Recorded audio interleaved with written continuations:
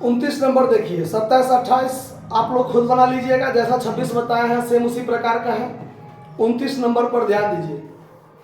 29 number क्या है कि निम्नलिखित विवरणों से वर्ष 2020 के लिए उत्पादन की लागत का विवरण पत्र बनाइए। इसमें आपको जो खर्चा सब दिया हुआ है उसका अलग अलग स्तर भी दिया हुआ है। देखिए, प्रत्यक्ष सामग्री यानी मटेरियल जो लगा है, वो मटेरियल जो यूज हुआ है, प्रयुक्त सामग्री, प्रत्यक्ष में प्रयुक्त सामग्री इन मैन्युफैक्चरिंग यानी निर्माण कार्य में और कारखाना में।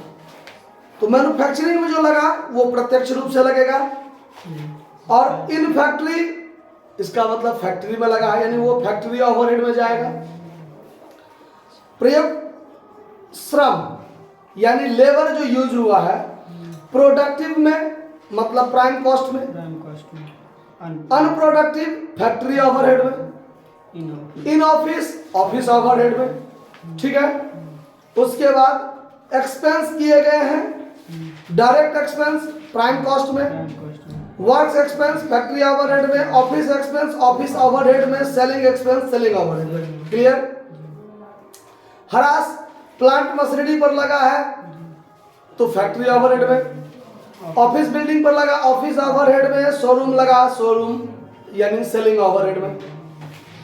प्रबंधक को वेतन फैक्ट्री में दिया है तो फैक्ट्री ओवरहेड में, ऑफिस में दिया ऑफिस ओवरहेड में। उसके बाद क्लोजिंग स्टॉक WIP का तो फैक्ट्री ओवरहेड में, तैयार माल का तो कॉस्ट ऑफ प्रोडक्शन के बाद, और फिर है सेल्स। क्लियर। तो अब इसको जो बनाएंगे हम लोग तो देखिए कैसे बनाएंगे। अब यहां पर हम लिखेंगे डायरेक्ट मटेरियल जो आपको इन मैन्युफैक्चरिंग में दिया हुआ है, इन मैन्युफैक्चरिंग में दिया हुआ है वो वाला इसमें आएगा, मतलब 60,000 का, मतलब 60,000 का। डायरेक्ट लेबर जो होगा वो प्रोडक्टिव वाला होगा। क्या होगा? प्रोडक्टिव वाला होगा। देखिए कितना है 40,000। और फिर डायरेक्ट एक्सपेंस जो होगा, डायरेक्ट एक्सपेंस जो आपको स्पष्ट क्लियर लिखा हुआ है 15,000 है। 15,000 ये तीनों को जोड़ दीजिए 1,15,000। ये आपका हो जाएगा प्राइम कॉस्ट। समझ में आया बात? कोई दिक्कत? उसके बाद आपको ऐड करना है फैक्ट्री ओवरहेड। फैक्ट्री ओवरहेड इसके अंतर्गत आपको और खर्चे हुए हैं। मटेरियल इन फैक्ट्री में 10,000 देखिए दिया हुआ है ना। मटेरियल इन फैक्ट्री में कितना? 10,000 इनर कॉलम में रख लिए। उसके बाद आपको देखिए labour unproductive wages 5,000, unproductive wages कितना? 5,000। उसके बाद है वर्क्स एक्सपेंस 3,000, वर्क्स एक्सपेंस 3,000। उसके बाद है depreciation on plant and machinery, depreciation on plant and machinery कितना? 1,500 है। 1,500। उसके बाद मैनेजर सैलरी 12,000, मैनेजर सैलरी कितना है? 12,000। उसके बाद आपको दिया हुआ है वर्क इन प्रोग्रेस का क्लोजिंग स्टॉक दिया हुआ ना। तो वर्क इन प्रोग्रेस जो है उसका क्लोजिंग स्टॉक 3,500। तो पहले इतना को जोड़ लीजिए तो 10 5 15 15 3 18 18 12 30 30 31,500। इसमें से लेस कर दीजिए क्लोजिंग WIP कितना है? 3,500 घटा दीजिए यहां से।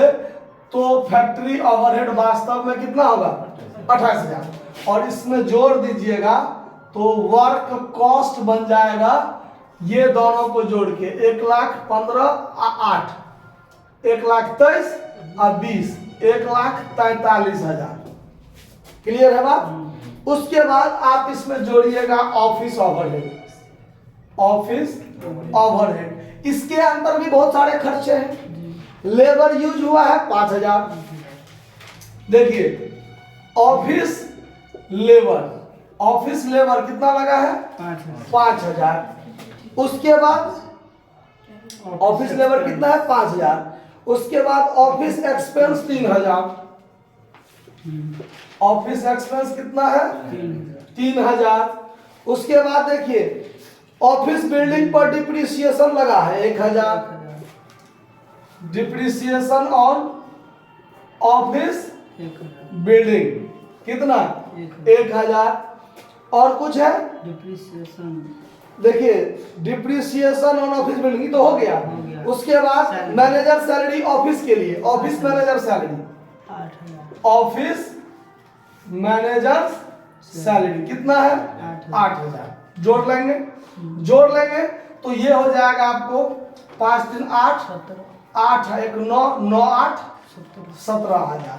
तो ये जोड़ के हो जाएगा 1,60,000। ये हो गया आपको ऑफिस कॉस्ट। ये क्या हो गया।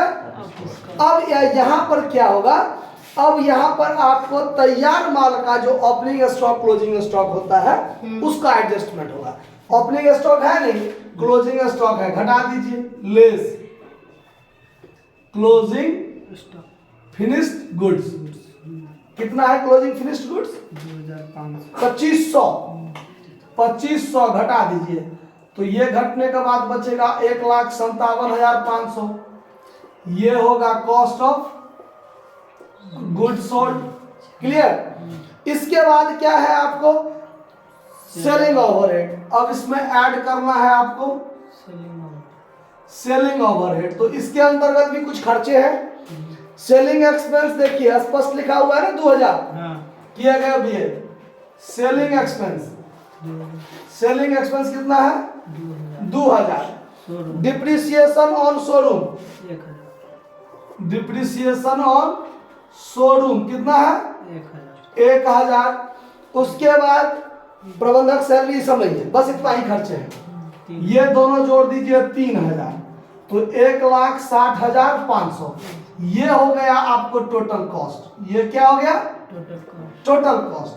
अब इसमें ऐड करेंगे प्रॉफिट और तब जाके हमको प्राप्त होगा सेल्स, जिसके बारे में स्पष्ट क्लियर है कि हमने 80,000 में बेचा है, लिखा हुआ ना। इसका मतलब अंतर जो निकलेगा 19,500। दोनों का अंतर कितना निकला 19,500। ये आपका क्या हो गया प्रॉफिट। समझ में आया बात। सवाल में और कुछ निकालने के लिए नहीं कहा था। हर एक स्तर पर आपका ये प्राइम कॉस्ट, ये आपका वर्क कॉस्ट, ये आपका ऑफिस कॉस्ट, ये हो गया कॉस्ट ऑफ गुड्स सोल्ड और ये हो गया टोटल कॉस्ट और ये सेल्स आपको दिया हुआ है। क्लियर बात। किसी को कोई दिक्कत नहीं, नोट कर लीजिए। धन्यवाद।